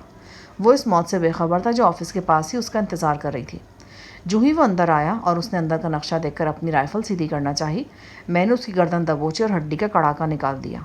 وہ مردہ چھپکلی کی طرح میری باہوں میں جھول گیا. گردن ٹوٹنے کی آواز اتنی نمایاں تھی کہ اس کی موت میں کسی طرح کا شبہ باقی نہیں رہ گیا تھا. قالین پر گر کر پہرےدار کا جسم تھوڑا سا ایٹھا اور اس کی آنکھیں پتھرا گئیں. مدن لال کا انتہائی زرد رنگ کچھ اور بھی زرد ہو گیا. یوں لگتا تھا کہ وہ ابھی گر کر بے ہوش ہو جائے گا. تھوڑی دیر بعد مدن لال عملے کے باقی ارکان کو بھی شیڈ سے باہر بھیجنے میں کامیاب ہو گیا. اب وہ میری ہر ہدایت پر بلا چونچرا عمل کر رہا تھا. آفس میں بس ایک ٹیلی فون سیٹ موجود تھا. اسے میں نے توڑ پھوڑ دیا، تار بھی کاٹ ڈالے. اس کے بعد میں نے مدن کو آفس میں بند کر دیا. میں جانتا تھا کہ شیڈ میں موجود جیپوں کے اندر تھوڑا بہت پیٹرول موجود ہوگا. یہ پیٹرول گاڑیوں کو آگے پیچھے حرکت دینے کے لیے ان کے اندر کمپنی کی طرف سے ڈالا جاتا ہے. میں نے ایک طویل قطار میں سے چند گاڑیوں کے بونٹ اٹھائے اور ان کی فیول لائن ایک بڑے پلاس کی مدد سے کاٹ دیں. جو ہی میں فیول لائن کاٹتا، پیٹرول ایک باریک دھار کی صورت میں فرش پہ بہنے لگتا. اگلے 10-15 منٹ میں نے شیڈ میں موجود 150 جیپوں میں سے کم از کم 15-20 جیپوں کی فیول لائنز کاٹ ڈالیں. فرش پر تیزی سے پیٹرول بہنے لگا. پیٹرول کی وہ یقیناً مدن تک بھی پہنچ رہی ہوگی، لیکن اس میں اتنی ہمت نہیں تھی کہ وہ مجھ سے اس بارے میں سوال کر سکتا. آفس کے قریب ہی مجھے موبل آئل سے بھرے ہوئے چند ڈرم بھی نظر آئے. میں نے ان ڈرمز کے کیپ ہٹائے اور انہیں بھی فرش پہ لڑکا دیا. دیکھتے ہی دیکھتے یہ موبل آئل بھی فرش پر پھیلتا چلا گیا. اب فقط ایک دیا سلائی کی ضرورت تھی. میں نے آفس کا دروازہ کھولا. مدن کی آنکھیں دہشت سے پھٹی ہوئی تھیں. میں نے پسٹل مدن کی طرف سیدھا کرتے ہوئے کہا، سوری مدن، تم نے مجھ سے بہت تعاون کیا، لیکن میں تمہیں زندہ نہیں رکھ سکتا. پلیز فار گاڈ سیک مجھے معاف کر دو. میں بدھا کی قسم کھاتا ہوں کسی کو کچھ نہیں بتاؤں گا. لوگ کہتے ہیں کہ وعدہ توڑنے کے لیے کیا جاتا ہے، اور جو وعدہ تم کر رہے ہو کہ تو ویسے ہی بڑا ناپائیدار ہے. میرا خیال ہے تمہیں سائیں علی کی بد دعا لگ چکی ہے. خدا حافظ. میں نے ٹریگر دبا دیا. گولی اس کی شہرک چیرتی ہوئی سر کے عقب سے نکل گئی. وہ الٹ کر ریوالونگ چیئر پر گرا اور زمین بوس ہو گیا. اسے گولی مار کر میں نے اس کی موت کو آسان بنا دیا تھا، ورنہ اسے بھی اس وسیع شیڈ اور اس میں موجود گاڑیوں سمیت نظر آتش ہو جانا تھا. شیڈ کے مین دروازے کے بالکل قریب کھڑے ہو کر میں نے دیا سلائی روشن کی. پیٹرول کی ایک لکیر بہتی ہوئی میرے بالکل قریب چلی آئی تھی. میں نے دیا سلائی اس لکیر پر پھینک دی. آگ بڑی تیزی سے اپنے سفر پر روانہ ہوئی اور دیکھتے ہی دیکھتے قطار در قطار کھڑی جیپوں کے نیچے پھیل گئی. شعلے تیزی سے بلند ہوئے تو میں مین گیٹ سے سلپ ہو کر باہر نکل آیا. ایک دم ہر طرف چیخو پکار مچ گئی. میں نے درجنوں باوردی کارکنوں کو آگ کی جانب بھاگتے دیکھا. یہ افراتفری فرار ہونے کے لیے بے حد موزوں تھی. میں احتیاط سے پیچھے ہٹتا چلا گیا. چند منٹ میں آتش زدگی کے مقام سے محفوظ فاصلے تک پہنچ گیا تھا. میں نے ان گنت دھماکوں کی آوازیں سنی. یہ ٹائر برسٹ ہونے کی آوازیں تھیں. شیڈ میں بھڑکنے والے شعلے دیکھتے ہی دیکھتے 40-50 فٹ کی بلندی تک چلے گئے تھے. مدن لال کی ٹویوٹا جیپ کی چابی اس کے اگنیشن میں ہی موجود تھی. میں نے جیپ اسٹارٹ کی اور بھاگتے دوڑتے لوگوں کے درمیان سے ڈرائیو کرتا ہوا بڑی سڑک کی طرف نکل آیا. اگلے روز کے اخبارات میں فرسٹ اسٹور میں ہونے والی خوفناک آتش زدگی کی خبر شہ سرخیوں کے ساتھ موجود تھی. گودام نمبرز B2 اور B3 کے 4 شیڈ جل کر بالکل راکھ ہو گئے تھے اور ان میں موجود اشیاء بھی راکھ میں بدل گئی تھیں. اس آگ نے کم و بیش 400 گاڑیوں کو اسکریپ میں بدل دیا تھا. B3 کے گیراج سے یہ آگ قریبی گودام میں داخل ہو گئی تھی. اس گودام میں اندازاً 1.5 کروڑ روپے مالیت کی آئیوری، آرائشی اشیاء اور ساگوان کی لکڑی کا سامان موجود تھا. یہ سب بھی خاکستر ہو گیا. تیز ہوا کے سبب یہ آگ مزید پھیل سکتی تھی. کولمبو انتظامیہ نے آگ پر قابو پانے کی بھرپور کوششیں کی تھیں. آخری خبریں آنے تک کئی جگہوں پر ملبے سے ابھی تک شعلے اٹھ رہے تھے. ان خبروں کے ساتھ 3 ہلاکتوں کی خبر بھی شائع ہوئی تھی. پہلی ہلاکت ایک لڑکی کی تھی. یہ انگریز لڑکی مدن لال کی رکھیل بتائی جاتی تھی. اسے مدن لال کی رہائش گاہ پر ہلاک کیا گیا تھا. دوسری ہلاکت خود مدن لال کی تھی. وہ فرسٹ اسٹورز کا مینیجر انچارج تھا. شروع میں لوگوں کا خیال تھا کہ وہ B2 گودام میں ہونے والی خوفناک آتش زدگی میں ہلاک ہوا ہے، لیکن بعد ازاں ڈاکٹری معائنے میں پتہ چلا کہ اس کی موت بھی گولی لگنے سے واقع ہوئی ہے. تیسری ہلاکت گودام انچارج مسٹر اینڈرسن کی تھی. اس آتش زدگی کو مجرمانہ فعل قرار دیا جا رہا تھا. B2 کے عملے نے بیان دیا کہ کوئی شخص مدن لال صاحب کے ساتھ رات گئے فرسٹ اسٹورز میں آیا تھا. اس کے طور اتوار مشکوک تھے. مخاطب امکان یہی ہے کہ وہی شخص اس المیے کا ذمہ دار ہے. ایک باخبر اخبار نے اس حوالے سے مسٹر کلارک اور شیخ عاصم کی کاروباری دشمنی کا بھی ذکر کیا تھا. جب مسٹر کلارک کا ذکر آیا تو پھر اس کے ساتھ میرا اور صفدر وغیرہ کا بھی تذکرہ ہوا. مجھے کامل یقین تھا کہ اس واقعے کے بعد شیخ اپنی امارات میں مصروفیات چھوڑ کر سری لنکا کا رخ کرے گا، اور یہی میں چاہتا تھا. میری توقع کے عین مطابق اگلے روز صبح سویرے شیخ سری لنکا میں تھا. شیخ کے ساتھ اس کے 2-3 قریبی مشیر بھی تھے. وہ بھی نقصانات کا جائزہ لینے کے لیے پہنچے تھے. مزے کی بات تھی کہ شیخ کے ان اثاثہ جات کی انشورنس ایک ایسی کمپنی نے کر رکھی تھی جسے شیخ کا ایک قریبی دوست چلاتا تھا. اس کمپنی میں بھی شیخ کے 30-35% شیئر تھے. گاڑیوں وغیرہ کی انشورنس ابھی ہوئی نہیں تھی اور گاڑیوں کا نقصان شیخ عاصم کا خالص نقصان تھا. میں نے سنہا کی ڈیوٹی لگا رکھی تھی کہ وہ کولمبو میں شیخ کی آمد اور اس کی نقل و حرکت کا مکمل حساب رکھے اور مجھے صورتحال سے آگاہ کرتے رہے. شیخ کی کولمبو پہنچتے ہی سنہا نے اپنا کام خوش اسلوبی سے انجام دینا شروع کر دیا. اس روز صبح سویرے سائیں علی سے ملاقات ہو گئی. وہ نیزہ پکڑے ڈرائیو وے پر دوڑے لگا رہا تھا. یہ کیا کر رہے ہو؟ حکیموں اور داناؤں نے کہا ہے کہ رات کو سونے سے تھوڑی دیر پہلے چہل قدمی ضرور کرنی چاہیے. لیکن اب تو دن چڑھایا ہے. دراصل میں نے ناشتہ شام کو کیا، اس کی وجہ سے سارا ٹائم ٹیبل خراب ہو گیا. مجھے دوپہر کا کھانا رات کے 1 بجے کھانا پڑا. ابھی کچھ دیر پہلے میں نے ڈنر کیا ہے. ڈنر میں نے کچی گاجریں کھائی ہیں اور اوپر سے کچا دودھ پیا ہے سرسوں کا تیل ڈال کر. یہ ذرا بھاری ڈنر ہو گیا، اس لیے چہل قدمی کر رہا ہوں. یہ دیکھو، یہ آئی ڈکار. اس نے سچ مچ ہوٹر ہوں کر کے ایک لمبی ڈکار دی اور خوش ہو گیا. شیخ عاصم کے بارے میں تیرا کیا پروگرام ہے؟ اب میں اس کے ہاتھوں مروں گا یا وہ میرے ہاتھوں مارا جائے گا. تیسرا کوئی راستہ نہیں ہے. لیکن تم کچھ اور بھی سوچ رہے ہو گے. کیا سوچ رہا ہوں گا؟ یہی کہ قتل کر دینا تو کوئی سزا نہیں. مزہ تو تب ہے کہ دشمن زندہ رہے اور دشمنی کا مزہ چکھے. سائیں ایسے ہی حیران کرتا تھا. کسی وقت تو یوں لگتا تھا کہ اس نے کوئی خاص شیشہ لگا کر بندے کے دل میں جھانک لیا ہے. اگر ایسا ہے بھی تو کیا تمہیں اس پر کوئی اعتراض ہے؟ بالکل نہیں، میں تو بہت خوش ہوں. شیخ ان لوگوں میں سے ہیں جن کی اینٹ کا جواب پتھر سے نہ دیا جائے تو وہ ظلم کی انتہا کو چھو جاتے ہیں. لیکن کیا تم اسے قتل کرنے کا ارادہ رکھتے ہو؟ میں نے کہا ہے نا، وہ زندہ نہیں بچے گا. اس کی گردن پر انگنت خون ہے اور ان میں ساحل صاحب کا خون بھی ہے. اب وہ رہے گا یا میں رہوں گا؟ साईं से मिलकर मैं कौसिया और बारी के कमरे की तरफ गया। कौसिया बरामदे में आराम कुर्सी पर बैठी अखबार देख रही थी। इतने में बारी हाथों में चाय के 2 कप लिए आया। उसने एक कप कौसिया की तरफ बढ़ाया। उसने पहले तो बड़ी गलत निगाह से बारी की तरफ देखा, फिर चाय लेने के लिए हाथ बढ़ा दिया। चाय कौसिया को थमाते हुए बारी से थोड़ी सी चाय कौसिया की जीन्स पर गिर गई। कौसिया के चेहरे पर यकलख्त बेजारी के आसार नमूदार हुए। उसने नाक चढ़ाकर बारी से कुछ कहा, फिर चाय झटके से मेज़ पर रखी और पाँव पटकती हुई कमरे में चली गई। बारी अफसुर्दा अंदाज में खड़ा रह गया। मैंने ये सारा मंजर कमरे के अंदर से देखा। कुछ देर बाद मैंने बारी को बड़ी मायूसी के आलम में छत पर बैठे देखा। मेरे पूछने पर उसने बताया कि उसे हल्की सी हरारत है। मैं जानता था कि हरारत वगैरह कुछ नहीं है, बस कौसिया के रवैये ने उसको अफसुर्दा कर रखा है। उसकी सूरत देखकर मुझे तरस आता था। थोड़ी पर अभी तक पट्टी चिपकी हुई थी। छड़ी की ज़रब का पुराना निशान माजी करीब की तलखियों की याद दिला रहा था। किसी वक्त ये निशान इतना नुमाया दिखाई देता था कि बारी की वजाहत मुकम्मल तौर पर उसके पीछे छुप जाती थी। वो पिछले चंद दिन से कौसिया के साथ एक ही कमरे में सो रहा था, लेकिन मैं जानता था कि वो अपनी बीवी से इतना ही दूर है